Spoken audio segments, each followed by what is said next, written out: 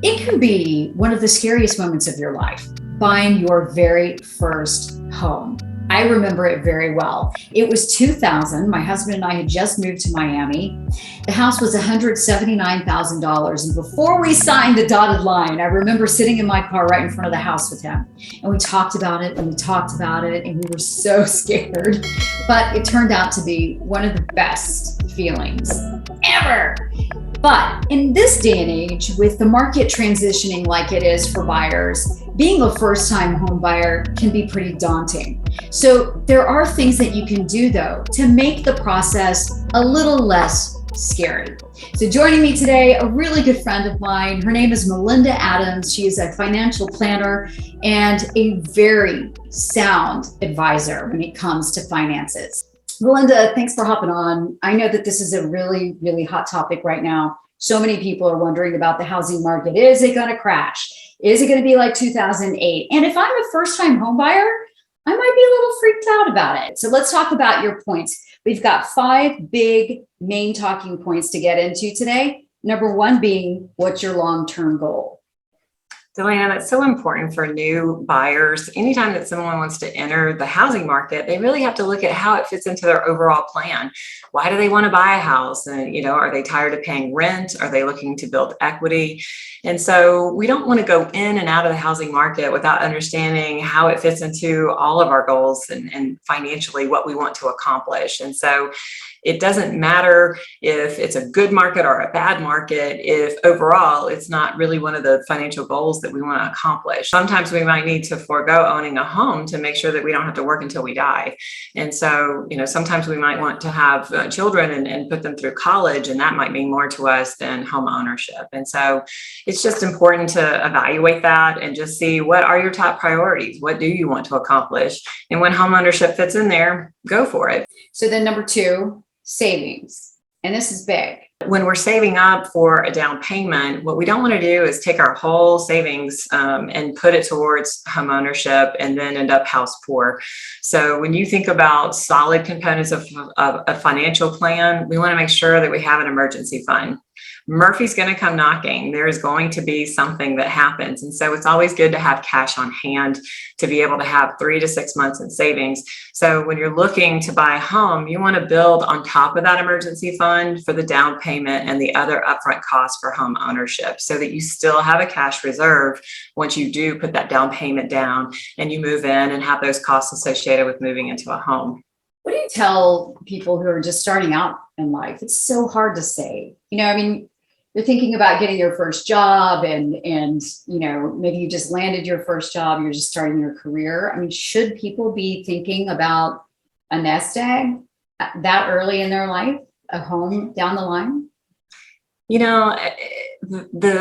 The challenge that our society has right now is it's a lot like a microwave. We want things instantly. And when it comes to home ownership and saving, we need to consider it more like a crock pot. It needs to bake over time. And so when we look at savings, it is delayed gratification. And there are some down payment assistant programs. There are some grants and loans. At the end of the day, though, we want to make sure we're putting ourselves in a position to be successful financially. And we don't want a house to turn into a curse instead of a blessing. And so putting in that hard work and the discipline to save up for the down payment, at least a portion of it, even as a first-time buyer, you do have a lot of programs that repeat buyers don't have.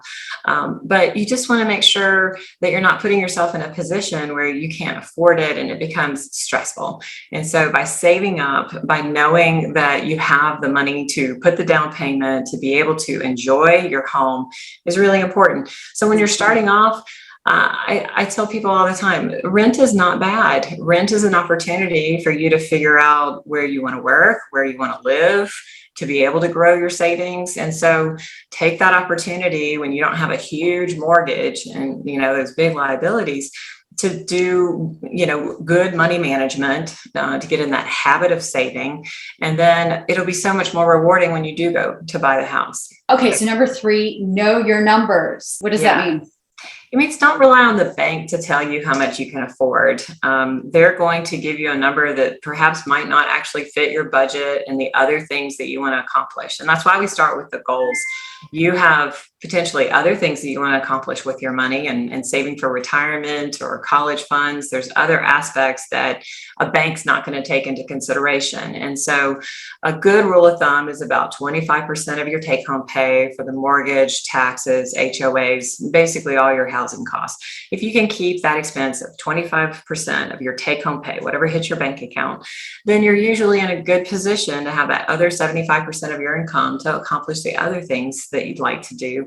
And so with your budget, you really need to know what those numbers are. And it's very easy these days to swipe the credit card, not exactly know where our money's going. And then again, that mortgage payment comes into play, and it can just wreck your finances, and you end up with more house than maybe what you need or you can afford. And it just becomes very stressful. And there's ways to avoid that by knowing our budget, knowing our numbers, and making sure that whatever that mortgage payment is, it fits in and it doesn't alter the other things that bring us joy. Number 4 is check your credit.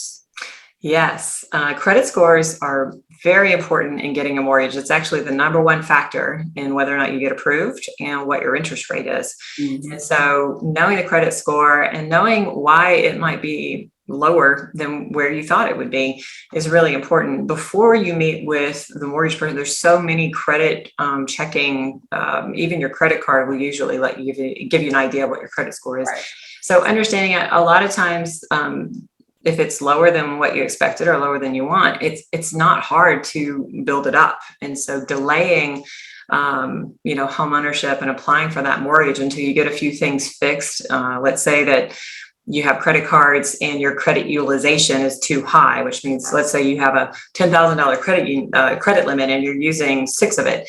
Well, if you get that down to 4 and you're below 50%, then that's going to increase your credit score. Well, it only takes a couple of months of that credit utilization going down where your credit score will go up. And so there's little things that you can do that increase your credit score and allow you to get approved and a better interest rate. And in this environment with interest rates going up, every little bit counts. And so know your credit score number, know why it is what it is. There's usually factors that are right there on the report and why your number is what it is. And then look to see if there's ways that you could to get it up a little bit before you actually apply for the mortgage. And that could save you hundreds, if not thousands of dollars over time. It's really important then to plan way in advance when you know you want to start looking for a home. Yes. Before you actually pull the trigger to make sure all your ducks are lined in a row and you have everything ready to go and your credit's where it needs to be to help you stretch that dollar. Absolutely. And that's where also, depending on your credit score, the down payment assistance programs and loans can come into play. So there are responsible ways to look at putting, small amount down on the house and taking advantage of programs that are offered to first-time buyers. And so I'd highly encourage potential homeowners to look into those different programs and see what they might qualify for. Because again, there's plenty of options out there that they might be able to take advantage of, but typically a higher credit score is going to give them more options. Yeah. All right. And then finally, get that pre-approval letter.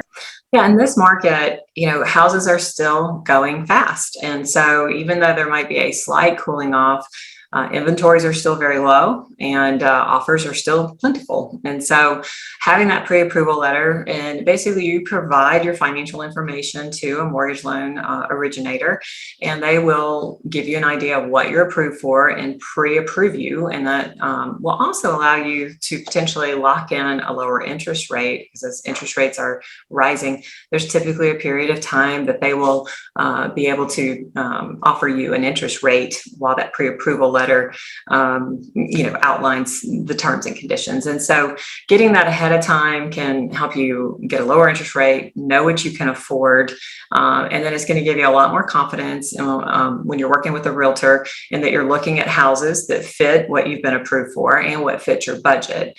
So it's a pivotal piece in just being smart about looking for houses. And as you mentioned, a lot of realtors, homeowners, they're not even going to entertain your time, and they're not going to want to spend that effort with you without it. So just make it a part of the process, and then it'll make everything go smoother. Yeah, absolutely. Well, Melinda, these are all really good tips. We really encourage everybody to rewatch this video so that you can write it all down, because it really is important in mapping out your life to plan these pivotal moments, these poignant moments of your life. So rewatch this and take another look at it. We're going to leave it up, and I'm going to put your website in the little comments here in the little explainer section right underneath the video, so that people can go get all the information they need and hopefully call you if they need you. All right, Melinda, thank you so much. Thanks, Jolene. Always good to see you. Yeah, good to see you too. Take care. Bye. Bye.